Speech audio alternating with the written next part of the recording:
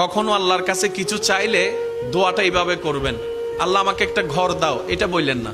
বলবেন আল্লাহ আমাকে একটা শান্তির ঘর দাও। কারণ ঘর পাইলাম যদি শান্তি না থাকে, সে ডুপ্লেক্স বাড়ির দাম কি? কখনো সন্তান চাইবেন না, বলবেন আল্লাহ আমাকে একটা নেককার সন্তান দাও। কখনো চাকরি ব্যবসা খুঁজবেন না, বলবেন আল্লাহ আমাকে হালাল রুজি অর্জনের একটা রাস্তা করে দাও। কারণ আপনার যদি সন্তান সন্ত্রাস হয়ে বসে, বাপদাদা 14 গোষ্ঠীর ইজ্জত, এই সন্তান হওয়ার চাইতো। আমি কি বুঝাতে পারছি কথা?